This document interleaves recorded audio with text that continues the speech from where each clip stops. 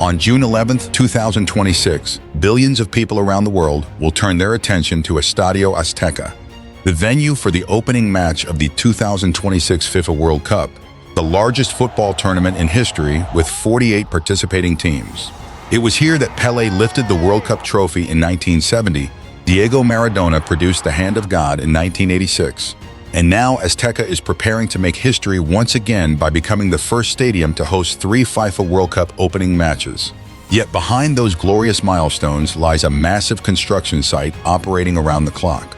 Thousands of tons of reinforced concrete are being removed, tens of thousands of seats are being dismantled, and the entire playing surface has been torn up at an elevation of 2,240 meters above sea level to meet FIFA's demanding standards. Today, join Mandarin Tech as we explore how the legendary Azteca has been reborn to serve the biggest football tournament on the planet.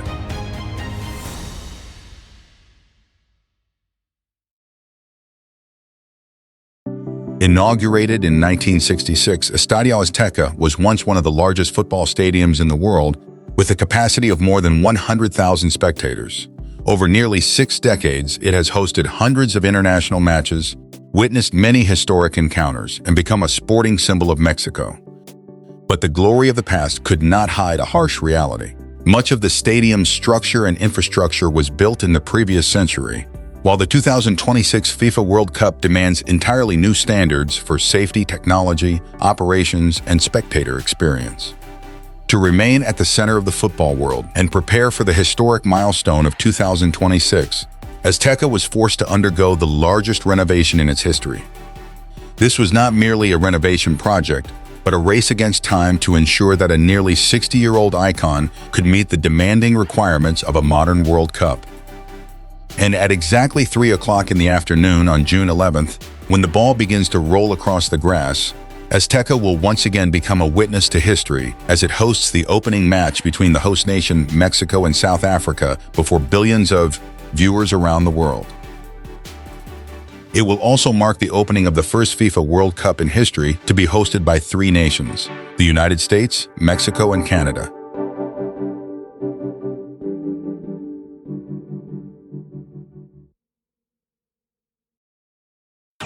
For nearly 60 years, the bowl-shaped form of Azteca remained virtually unchanged. Its steeply inclined stands created what many described as a deep abyss effect, giving spectators in the uppermost tiers the feeling of being remarkably close to the pitch. However, a design conceived in the 1960s could no longer meet the requirements of the 2026 FIFA World Cup. FIFA demanded wider circulation spaces, faster evacuation times, and service facilities distributed evenly throughout every level of the stadium. As a result, tens of thousands of old seats were removed, while the inner concourse corridors were widened from 1.2 meters to 2.4 meters. Thousands of tons of concrete were cut away using industrial diamond saws to ensure millimeter-level precision without affecting the surrounding structural elements. Engineers also completely reorganized spectator circulation. Instead of the centralized access system used in the original design, the stadium was reconfigured into dozens of independent zones, each with its own entrances, emergency exits, and restroom facilities. The number of entrances increased from 28 to 42, distributed around the entire perimeter of the stadium. Finally, all seating was replaced. Capacity was reduced to approximately 87,000 seats, but each seat became wider, offered better sightlines, and was manufactured from corrosion-resistant and ultraviolet-resistant materials suited to the climate of Mexico City. Above the stands, Azteca was also upgraded to meet modern World Cup standards. Parts of the roof structure were reinforced and expanded to increase spectator coverage, while the old electronic scoreboards were replaced with new high-resolution LED displays. These systems can present scores, statistics, replay footage, and event content clearly from every location within the stadium. Remarkably, after all these modifications, visitors entering the stadium still see the same Azteca they remember. The iconic bowl-shaped form remains unchanged. Only the spectator experience has been transformed. The exterior of Azteca has also been modernized. The nearly 60-year-old concrete facade was renovated and integrated with LED display bands running along the stadium's distinctive structural columns. At night, the entire exterior can transform into a massive light show, something that never existed in the original 1966 version of the stadium.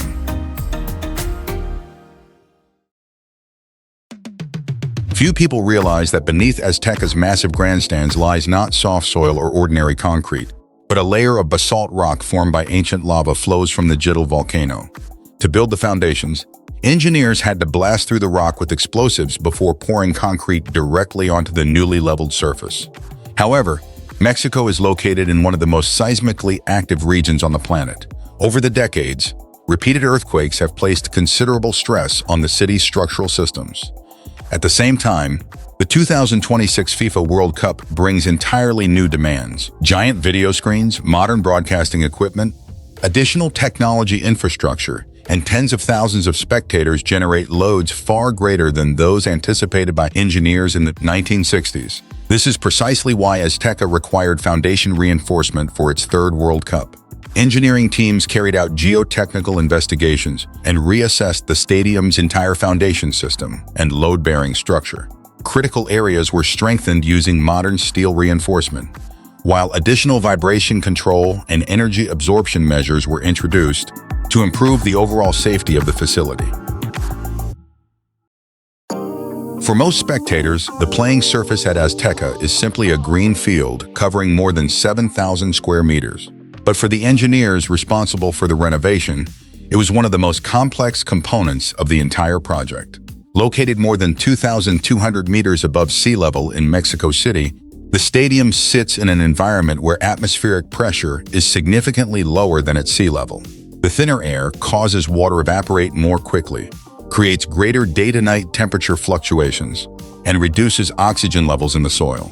All factors that make it difficult to maintain a world-class playing surface. To prepare for the 2026 FIFA World Cup, the entire existing pitch system was removed.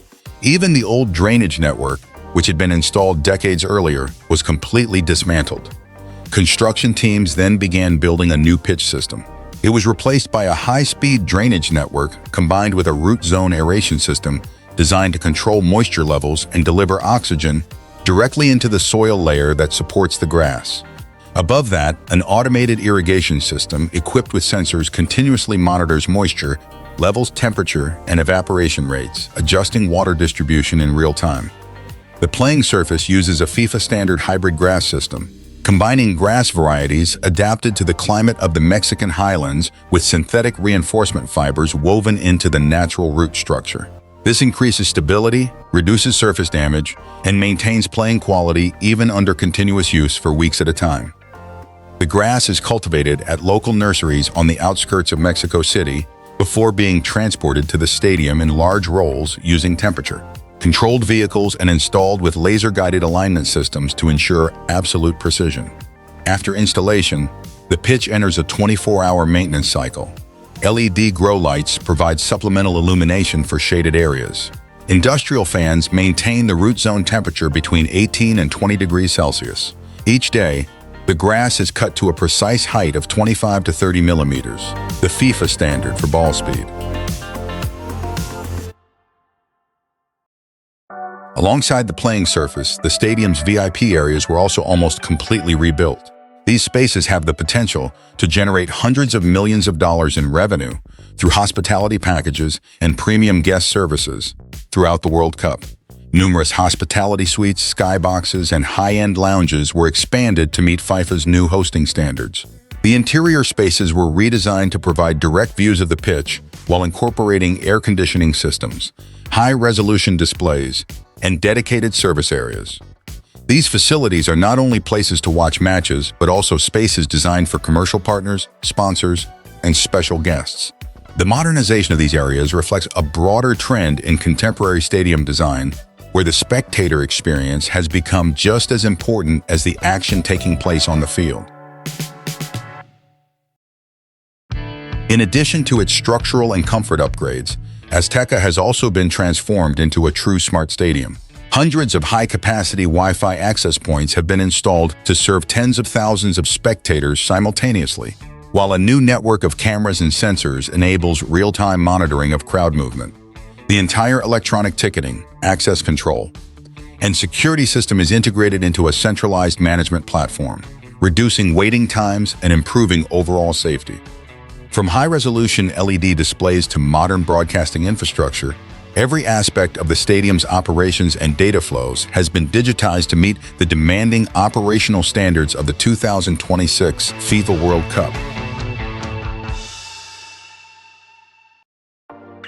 From the outside, what is taking place at Azteca may appear to be nothing more than a stadium renovation project. In reality, however, it is an effort to extend the life of one of the greatest sporting landmarks in the world.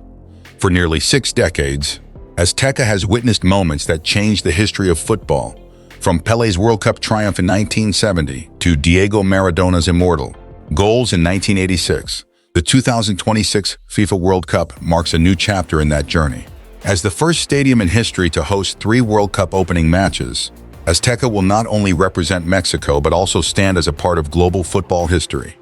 The renovation is not simply about meeting FIFA standards. It is also about preserving a legacy for future generations. When the opening whistle blows in June 2026, Azteca will be more than just the venue for a football match. It will once again become a stage for history, a place where the past, present, and future of the world's most popular sport converge in a single moment. If Azteca is racing against time to be ready for the 2026 FIFA World Cup, then in Spain, Santiago Bernabéu has already completed an even more ambitious transformation. Once a historic football stadium, the venue has been reinvented as a year-round sports and entertainment complex.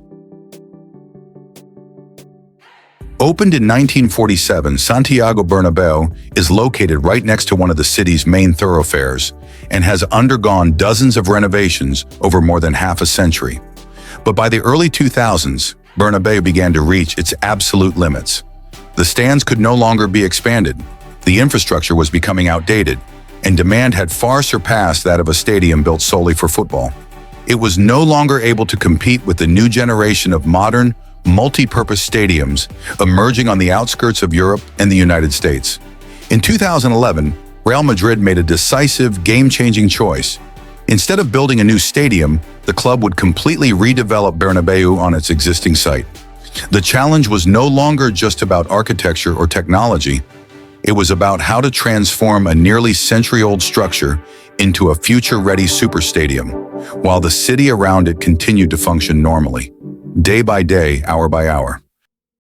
The decision to redevelop Santiago Bernabéu on its original site immediately turned the project into an extraordinary construction challenge. There was no vacant land for expansion, no long-term shutdown window, and domestic and European match schedules still had to be maintained as planned. The entire project was divided into independent construction phases, with each phase intervening in only a specific area while the rest of the stadium continued to operate. The old roof was the first component to be dismantled, as it did not directly affect the playing surface. The demolition was carried out in small, controlled segments to maintain the stability of the load-bearing structure and to ensure the safety of spectators in the stands that remained open. Once the space above the stands was cleared, the renovation moved deeper into the stadium's load-bearing structure. The east stand was reconfigured to add additional seating rows, increasing capacity from about 81,000 to roughly 85,000 seats without expanding the stadium's footprint.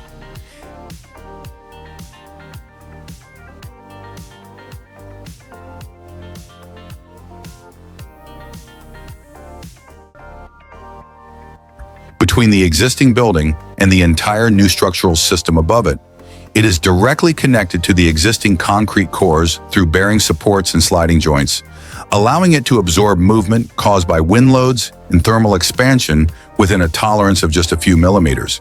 During construction, steel segments weighing between 20 and 40 tons were installed sequentially at height, with geometric tolerances controlled to within plus 3 millimeters. All of this work had to be completed within extremely short windows between official matches, where even a vibration beyond the allowable threshold or a minor load imbalance could have rendered the stadium unfit for operation. Bernabéu does not end when the match is over. As the lights in the stands change color, the entire stadium begins to shift states, like a giant machine programmed to never stop. In football mode, the 6 grass trays slide smoothly back into position and lock into precisely calibrated anchors. The elevation, flatness, and surface firmness of the pitch are restored exactly to international competition standards. In just a few hours, Bernabéu returns to the condition of a world-class football stadium, as if no intervention had ever taken place beneath the surface. When the grass retracts, the central space immediately takes on a new role. The playing surface becomes a heavy-load hard floor, the roof fully closes, and the acoustic and lighting systems are reconfigured to suit indoor sports or large-scale events. In performance mode, Bernabéu operates as a fully enclosed venue, capable of hosting global concerts and major productions. What truly sets it apart is not the number of events, but the speed and precision of each transformation. Bernabéu is no longer locked into a single function. It operates as a machine that can change states continuously, repeatably, and precisely 365 days a year. Today, Santiago Bernabéu is no longer just a stadium. It is proof of how technology can redefine urban space and the modern sports experience. From the retractable roof and the movable pitch to the hidden systems operating beneath the surface, every detail serves a single goal: transforming a historic venue into an entertainment machine of the future. Bernabéu shows that the true limit of architecture is not age, but the vision and engineering behind it.